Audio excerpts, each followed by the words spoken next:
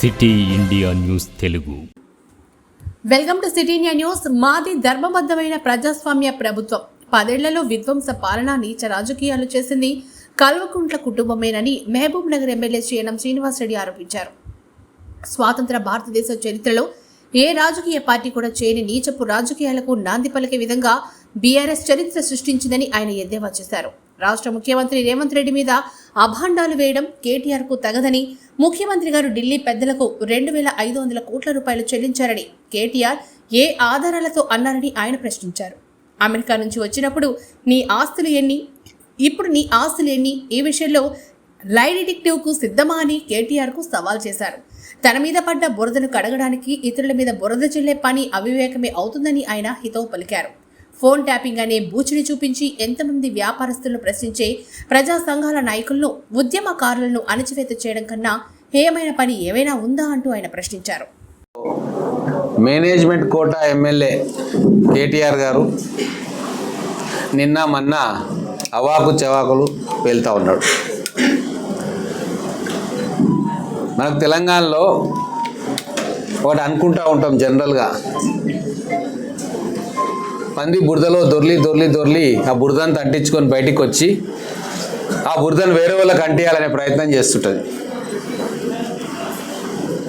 అట్లనే 10 ఏళ్ల విధ్వంసకర పాలన చేసింది కల్వకుంట్ల కుటుంబం. చేయరాని పనులన్నీ చేసిర్రు. ఒక రాజకీయ నాయకుడు, ఒక ప్రభుత్వము చేయలేని పనులన్నీ చేసిర్రు. దాన్ని ఇప్పుడు వాళ్ళు చేసిన నీచ నికృష్ట పనులను సపోర్ట్ చేసుకునేటట్టుగా మాట్లాడుతూ కాంగ్రెస్ పార్టీ కూడా చేస్తుంది కదా అంటున్నారు. ఫోన్ ట్యాపింగ్లు, ప్రైవేట్ సైన్యం పోలీసు వ్యవస్థకు ప్యారలల్గా ప్రైవేట్ సైన్యం నడుపుడు, వాళ్ళ ద్వారా ఇల్లీగల్ ఫోన్ ట్యాపింగ్ చేసుడు, ఇవన్నీ కూడా స్వాతంత్రం వచ్చిన తర్వాత ఏ ప్రభుత్వాలు కూడా చేయలే. ఆ కీర్తి ఘనత వహించిన కల్వకుంట్ల కుటుంబానికి మాత్రమే దక్కింది. నిన్న మాట్లాడుతూ ఏమంటాడు కేటీఆర్ అంటే, లై డిటెక్టర్ టెస్ట్ తీసుకుంటారా, ఇప్పుడు బట్టి గారి ఫోన్ ట్యాప్ చేయలేదని, ఉత్తమ్ కుమార్ రెడ్డి గారి ఫోన్ ట్యాప్ చేయలేదని, పొంగులేటి శ్రీనివాసరెడ్డి గారి ఫోన్ ట్యాప్ చేయలేదని. అంటే ఎంత దిగజారిపోయిండు కేటీఆర్. తన మీద పడ్డ బురద కడుక్కునే శాతగాక ఆ బురదను ఇంకోర కంటియాలని చూస్తూ ఉన్నాడు. అదే కాంగ్రెస్ పార్టీలో ట్యాపింగ్ చేయాల్సిన అవసరం ఏముందబ్బా? బట్టి గారికి ఏమైనా ఇష్యూ ఉంటే వచ్చి రేవంత్ రెడ్డి గారి దగ్గర కూర్చొని మాట్లాడుకుంటాడు, ఇంకెవరికైనా ఏదైనా ఇష్యూ ఉంటే మాట్లాడుకుంటారు. అంత ప్రజాస్వామ్యం ఉంది మా పార్టీలో. అంటే మీ పార్టీల లాగా ఒకరి మీద ఒకరికి నమ్మకం లేకుండా, మీ కుటుంబ సభ్యుల మీద కూడా మీకు నమ్మకం లేకుండా ఫోన్ ట్యాపింగ్ చేసిండు. అది మీ సంస్కృతి, నీచమైన సంస్కృతి. కానీ కాంగ్రెస్ పార్టీలో అటువంటిది ఉండబోదు. జాతీయ పార్టీ అన్ని అంశాలు టేబుల్ మీద కూర్చొని విభేదాలున్నా, అంగీకారం ఉన్నా, పాలసీ మ్యాటర్ మీద మిగతా విషయాల్లో స్వేచ్ఛగా డిబేట్ చేసుకొని ఒక అంగీకారానికి వచ్చే సంప్రదాయం కాంగ్రెస్ పార్టీలో ఈరోజు కాదు, 135 ఏళ్ల నుంచి కూడా ఉంది. మధ్యలో నువ్వొచ్చి విచిత్రమైన నీచమైన సంస్కృతిని తెలంగాణ రాజకీయాల్లో ప్రవేశపెట్టి ప్రజలందరూ చీచీ తూతూ అని చెప్పి మీ కుటుంబాన్ని తిడుతుంటే తట్టుకోలేక ఆ బురదను ఇంకోరి మీద చల్లే ప్రయత్నం చేస్తున్నావు.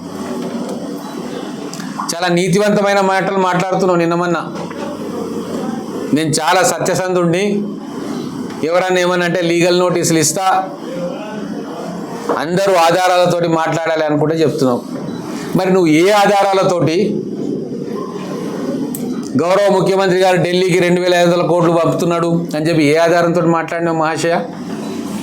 ఒక ముఖ్యమంత్రి గారి మీద మీరు అవాకులు చెవాకులు అభాండాలు వేసుకుంటూ పోతూ ఉంటావు. కానీ మీరు చేసిన పని, దుర్మార్గపు నీచమైన పనిని బాధితులు పోయి పోలీస్ కంప్లైంట్ చేస్తే అది మీకు తప్పు అనిపిస్తుంది. బాధితులు వేసిరు, వేరే వాళ్ళు కాదు. ఫోన్ ట్యాపింగ్ జరిగింది, ఎంక్వైరీ చేయని కేటీఆర్ ట్యాప్ చేసిందని ఎవ్వరు అనలే.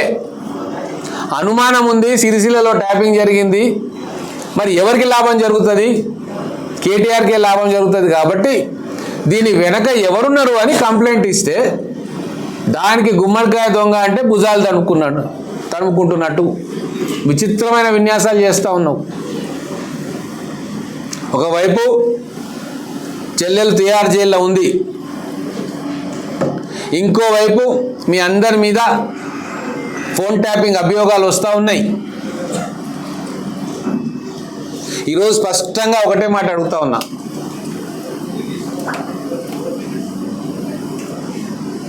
కేసీఆర్కు తెలియకుండా తెలంగాణ రాష్ట్రంలో 10 సంవత్సరాలు చీమైనా చిట్టుకుమన్నదా?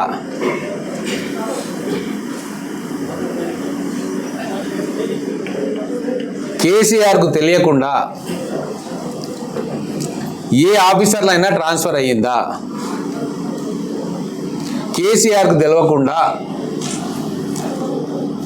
పాలసీ డెసిషన్స్లో ఫైల్స్ మూవ్ అయినాయా?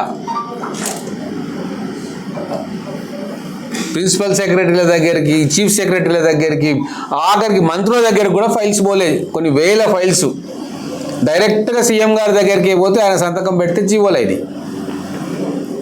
లేదు, వారి పుత్రుడుగా షాడో సీఎంగా మీ అనుమతితోటి అన్నీ జరిగినాయి.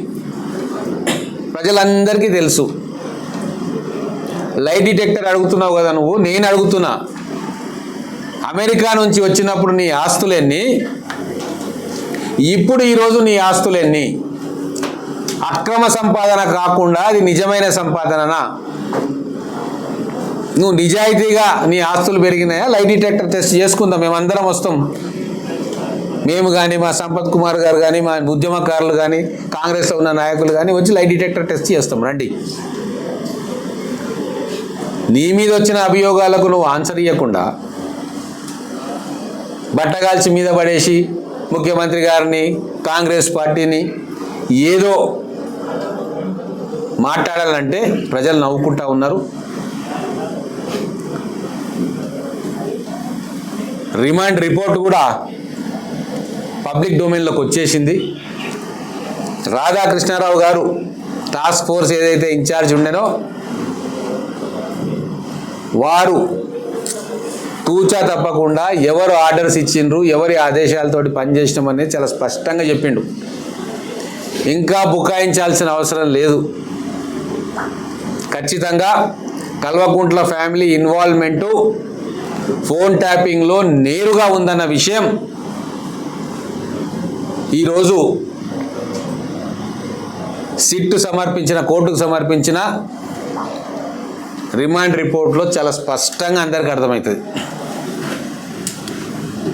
ఇప్పుడు తేలాల్సింది ఒకటే ఉంది, టాస్క్ ఫోర్స్ వెహికల్స్లో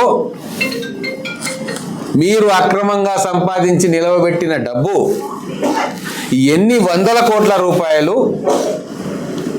బీఆర్ఎస్ ఎమ్మెల్యే క్యాండిడేట్లకు మీ ఆదేశాలతోటి పోలీసు వ్యవస్థ ద్వారా చేరవేసిండ్రు.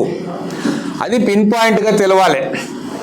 మహబూబ్ నగర్కి ఎన్ని వచ్చినాయి, అల్లంపూర్కి ఎన్ని వచ్చినాయి, కొడంగల్కి ఎన్ని పోయినాయి, సిరిసిల్లకి ఎన్ని పోయినాయి, సిద్దిపేటకి ఎన్ని పోయినాయి, గజ్వేల్కి ఎన్ని పోయినాయి, ఇట్లా బీఆర్ఎస్ నాయకులు, ముఖ్య నాయకులు పోటీ చేసిన ప్రతి నియోజకవర్గానికి ప్రభుత్వ మెషినరీని, ప్రభుత్వ వెహికల్స్ని, ప్రభుత్వ అధికారులను వాడుకొని ఎన్ని వందల కోట్లు పోయినాయో తేలాలి. దాని మీద కూడా ఎంక్వైరీ నడుస్తుంది. అది నిజమని తేలిన పక్షంలో మీ అందరి సభ్యత్వాలు, ఇంక్లూడింగ్ మీ నాన్నగారు గతంలో చీఫ్ మినిస్టర్గా పనిచేసిన వ్యక్తి సభ్యత్వం కూడా ఖచ్చితంగా రద్దవుతుంది. దీని గురించి కూడా డబ్బులు ఏం పంపలేదు మేము అనే దాంట్లో లైట్ డిటెక్టర్ టెస్ట్కి వస్తే ప్రజలు హర్షిస్తారు.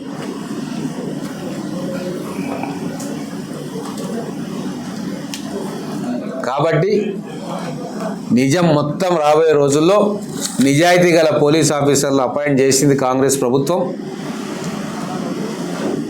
మా రేవంత్ రెడ్డి గారి మీద ఎవరెవరు ట్యాప్ పెట్టిండ్రు, ఎన్ని సంవత్సరాల నుంచి ట్యాపింగ్ చేసిండ్రు, మా ముఖ్య నాయకుల మీద కాంగ్రెస్ పార్టీ ఢిల్లీ నుంచి ఇక్కడికి వచ్చి ఆర్గనైజేషన్ వ్యవహారాలు చూస్తున్న వాళ్ళ ఫోన్ల మీద, పక్క రాష్ట్రాల్లో ఉన్న నాయకుల మీద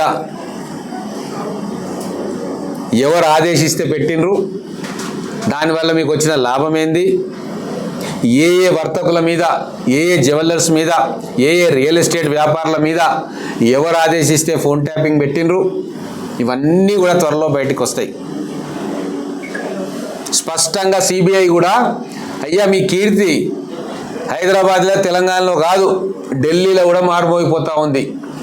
సిబిఐ అరెస్ట్ చేసింది కవితను. వాళ్ళ రిపోర్ట్లో కూడా వ్యాపారస్తులను బెదిరించిండ్రు. తెలంగాణలో మా మాట వినకుంటే నువ్వు వ్యాపారం కూడా చేసుకోలేవని బెదిరించిండ్రని స్పష్టంగా ఉంది. దాని మీద విచారణ జరుగుతుంది. కాబట్టి ఖచ్చితంగా లోతుగా వెళ్తాం. అన్ని విషయాలను బయటికి తీసి తెలంగాణ ప్రజలకు వివరించే బాధ్యత మా కాంగ్రెస్ ప్రభుత్వం చేస్తుంది.